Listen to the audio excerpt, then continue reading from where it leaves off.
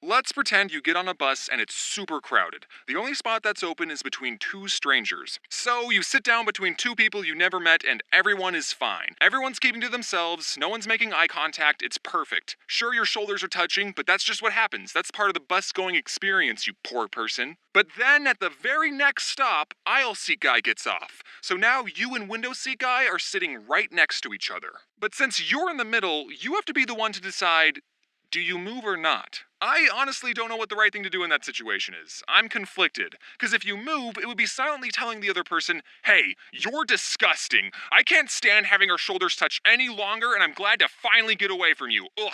But on the other hand, if I was the window seat guy, I would want the middle seat guy to become the new aisle seat guy. I wouldn't see moving as rude. I would just want his gross, disgusting body as far away from me as possible.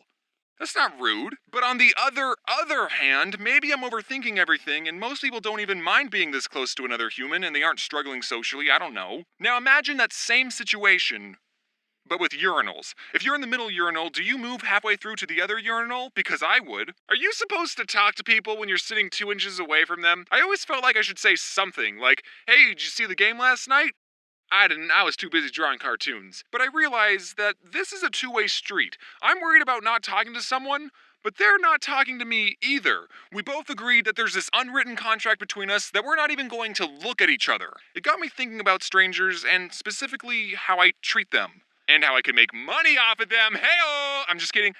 That was a joke. For most of my life, I would go out of my way to avoid talking to people. I would stay in my lane, mind my own business, no eye contact. If everyone's using a urinal, I'd have to pee tomorrow.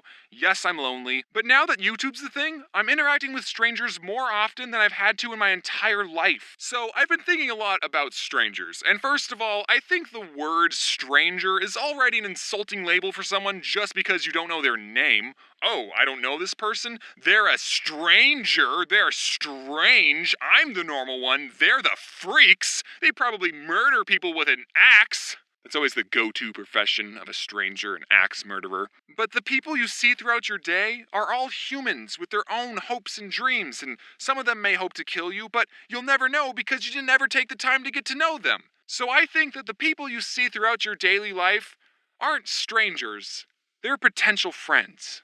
Except for the weird ones, obviously, stay away from them. And yes, I'm telling you to judge people based on their appearance. They're the ones that chose to wear anime shirts in public, okay? So back to the bus scenario. I'm sitting right next to this fellow human being. So far, there's not a single reason why I should dislike this person, but I don't know why, if you put him and me on a bus next to each other, I want him as far away from me as possible. Just stop touching my shoulder! So that was the last time I took the bus. Unfortunately, that's not the only place you meet strangers. One time I was at Home Depot and I was looking for jumper cables and I couldn't find them anywhere. And I don't know if I'm the only human that's like this, but I will try everything in my power to not talk to a sales associate. I guess it's because I know they get paid minimum wage and their life sucks and I just want to leave them alone and not make their job any harder than it has to be. But asking employees for help isn't even bothering them that much. In fact, I think it's part of their job. Like, what's the worst thing they're gonna say?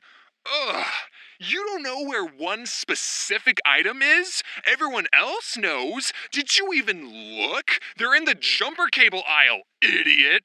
No one's gonna think that. So feeling desperate, I mustered up what little courage I had and swaggered up to someone wearing an orange vest and said, excuse me, do you know where the jumper cables are? I don't work here. Oh, you don't work here?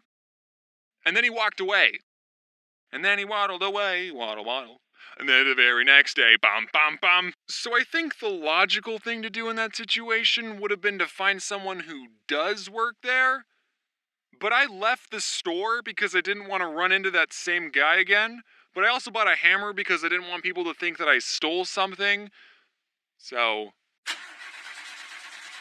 oh yeah. And by the way, if you wear an orange vest to Home Depot, just expect people to ask you for help. Same goes for people who wear red shirts at Target.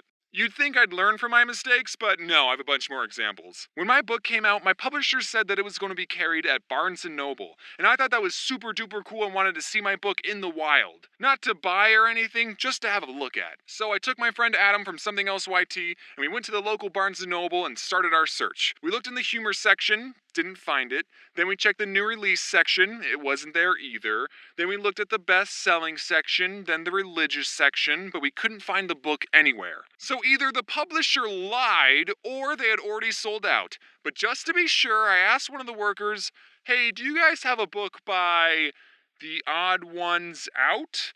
He kind of looks like this. And the worker typed something out on his computer and said, oh yeah, we got those in the back. We just haven't put them out yet. So then he went to the back room, brought out a copy, and handed it to me saying, here you go, kid. And I thought, well, frick. I can't just hand it back to the guy and say, oh no, that's okay. I didn't want to buy it. I just wanted to have a look at it. Do you know how inconvenient that would be? So the only less awkward option I could think of was to buy my own book. And you know what? I'd get a couple cents back from this purchase, so it wouldn't have been a total loss. But Adam, being the more sensible one, said, dude, this is ridiculous. You have to come clean. So then he went to the worker and said, so he actually wrote this book.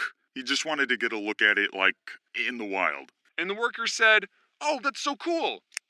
Do you want to sign our copies? And then I thought, well, hold on. You're not even going to ask me for my ID? How do you know I actually wrote this book and I'm not some guy trying to deface someone else's? And then the guy gave me a whole stack of my books and I signed them all. Last story before I go. I was in the hallway of a building and me and this potential friend crossed paths. He said, hello, and I was going to respond with, hello, and how's it going? But I combined the two and ended up saying, how? And then I jumped out a window and fell to my death. I can't rationalize that behavior. Maybe I spend too much time on the computer and I'm not used to looking at real people's faces, but I'm trying to change. Don't get me wrong, going to conventions and meeting fans has helped me a lot with talking to people. Granted, those conversations are usually one-sided and a real stranger won't already know who I am, but they've still helped me. Now, you might be expecting me to give you advice on overcoming social anxiety, but if you watch this video, you know I'm not the most qualified to give that advice, but I'll try my best. I know it's hard to feel confident, and I'm still working on it, but you have to understand that we're all people, and we all have things that we're struggling with.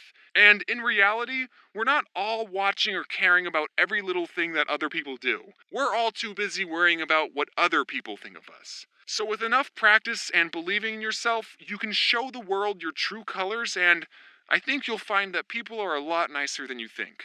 So if you're the middle seat guy on the bus and you have to decide whether or not to move, do whatever you want, no one cares. Just stop touching my shoulders! Hey everyone, I know it's been a while. Thank you for being patient with this video. May has been a really busy month because some of you might know that May is my birthday month and I don't work on my birthday month, so if there's a lesson you should take away from this video is don't worry about being awkward, because everyone is weird. And if anyone makes you feel bad for being awkward, then not only is that person more weird than you, but they're also an a-hole. I have some events coming up very soon. I have VidCon and chess boxing, and then I'm also going on tour with a bunch of people that you might recognize, like Jaden and Ross and Domix and Ego Raptor, just to name drop a couple people. So if any of these events look interesting, you can buy some tickets in the description or through the event tab on my website. And if you're yearning for more Odd Ones Out content, I just wanted to remind you all that I have a second channel, and either today or tomorrow I'm going to be uploading a video where I answer some math questions with my friend Pat. Please watch it. As always, thanks to everyone who worked on this video, and a big thanks to you, dear viewer, for wearing your seatbelt.